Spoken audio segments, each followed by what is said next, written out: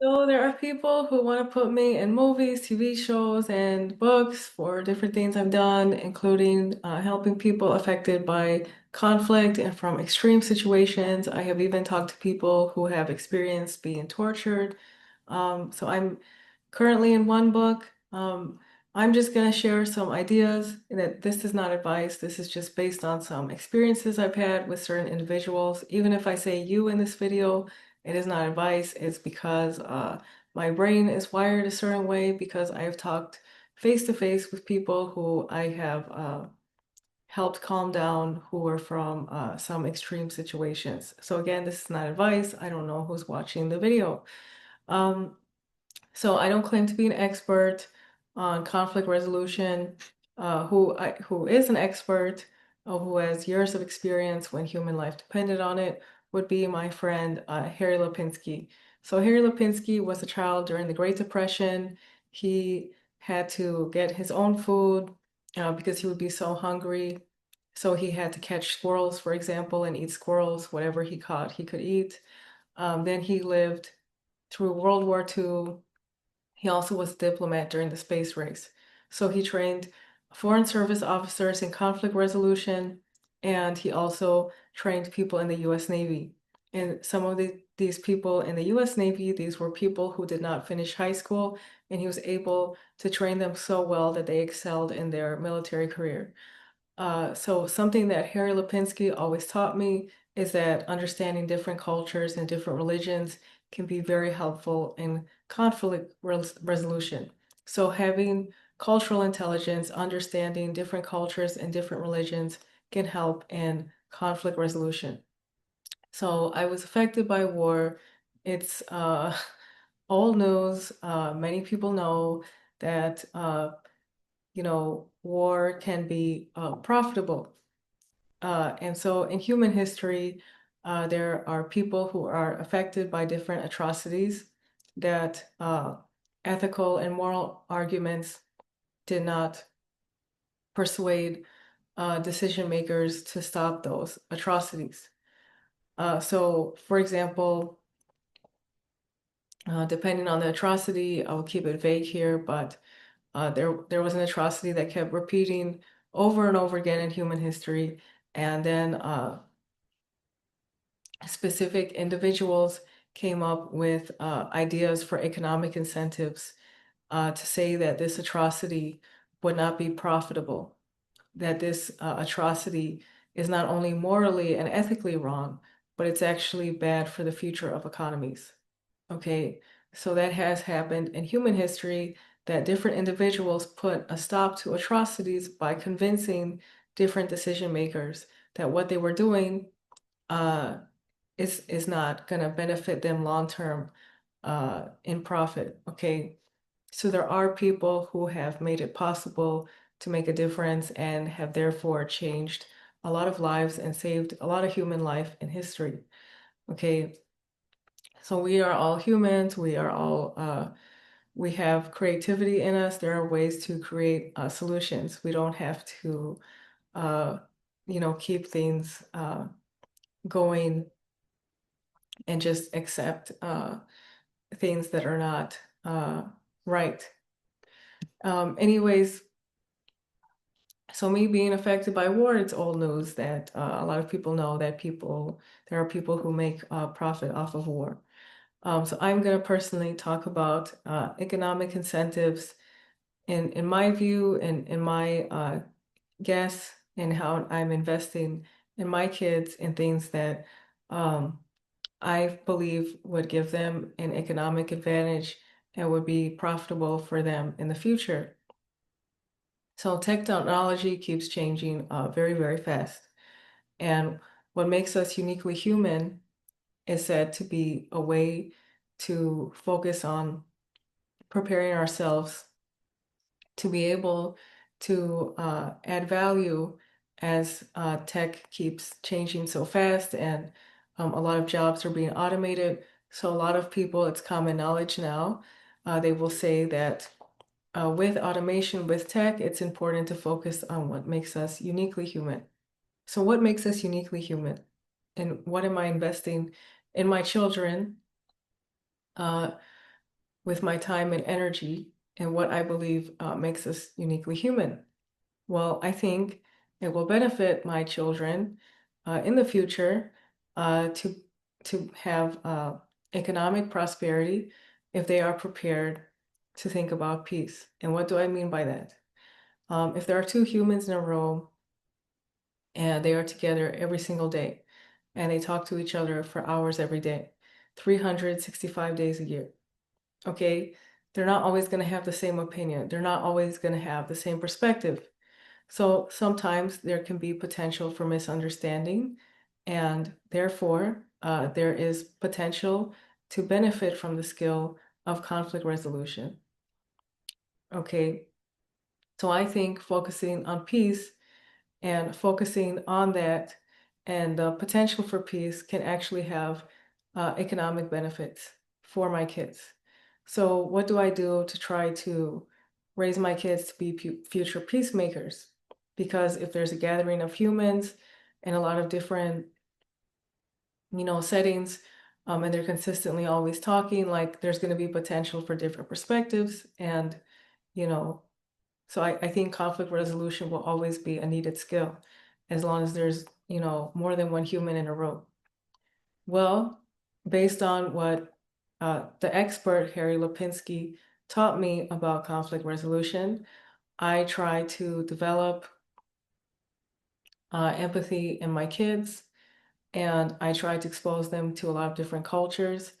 I introduce them to people from a lot of different cultures, and before they're in these social settings, I also try to prime their mind a certain way because I want them to feel an affinity in their heart for other human beings. Okay? So you can look up online something called neurohacking. So right now you can read a lot of articles in our brain. You can see how one action, like lifting up my hand here, um, there's actually something that goes on in my brain to enable me to do that action, right? Being in love, a lot of different actions that has an effect on our brain that now there's many articles online that you can read about what goes on in our brain when we're in love or other emotions, right? So the reality is, if we can see what's in our brain now, imagine in the future. Now we have articles as well about power dynamics, about the impact of bias on an individual, how that can psychologically affect someone, how an individual in a group setting, how they could be affected by power dynamics and by bias, by perspective. Okay? We can already see that. So when my kids are adults, imagine what technology will be out there to look inside the brain. So there are people that I interact with that they can feel that I care about them. Okay? There was someone from a war zone that said he could feel that I actually care. Okay. So I had conversations with people who said empathy is not profitable. Empathy makes people poor. I don't agree with that at all, to be honest. I think in the future, what people feel when they interact with me, when they're coming from certain extreme situations, I feel like that's going to be amplified even more because if you can see and learn to the extent that you can from the technology we have today about the brain, what goes on inside my brain in certain circumstances, imagine in the future, okay? We have many articles now about the impact of bias, all right? So, there's all kinds of, things going on today where we're going to have even more technology that's going to see more things. Okay, so if there are people who can feel my energy when I talk to them, if there are people who can feel different things about me as I'm interacting with them, that's feeling now, but imagine in the future, it could be that you can see it in a whole new way. So I think that it's very good to raise kids to have empathy because I feel like in the future, and I could be crazy or I could be correct. We'll see, 20, 25 years from now. But there could be a time where if an individual has a bias against somebody, if an individual uh, has a certain perspective against somebody, if they don't feel empathy, that might be able to be read by some kind of technology someday. You know, so I try to raise my kids to respect a lot of people from a lot of different cultures, from a lot of different religions. And right now, I have people who are from conflicts from different religious beliefs. And, uh, you know, they will say they can feel my energy, certain individuals. So I haven't helped as many people as I would like to help. Uh, I hope I can help more people. So I'm thinking about how would I do that at scale? Well, I have been interacting with a lot of people, including people who have a financial background, and we have been talking about, creating a lot of economic incentives for peace. So that is, my friend Yip, YIP, she was affected by the Vietnam War, and she talks about making peace more profitable than war. Okay, so uh, like I said, I personally, I really do believe that that will help my kids in the future. I don't think teaching my kids empathy is gonna make them poor. I just don't think that. I think with the we have today, people are gonna see if someone has a bias against a person because of perhaps different physical features. Like I know before the Crazy Rich Asians movie came out, I had people tell me to get plastic surgery on my eyes to try to change my eye shape because I have, something in my eyes that looks, it's a distinct, uh, my eyes are designed a certain way that it looks Asian. And I had people tell me to get plastic surgery on my eyes because they didn't like how my eyes looked Asian. So maybe uh, in the past, um, you know, people could, hide more if they didn't have empathy for people from a specific religion, or if they had a bias against people from a specific religion. But I think in the future, it's going to show more. It's really going to show if uh, if someone doesn't have respect for a human being on that basis, I think that the tech is going to show that. Like I said, call me crazy, but we'll see 20, 30 years from now. You can look up neurohacking as well. So I think that thinking about peace and having empathy is gonna have economic incentives.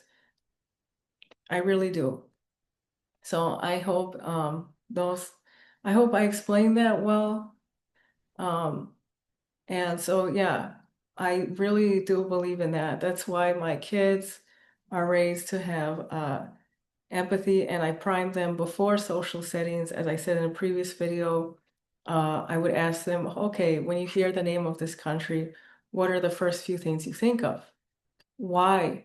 Why do you think those things? What information were you exposed to think those things?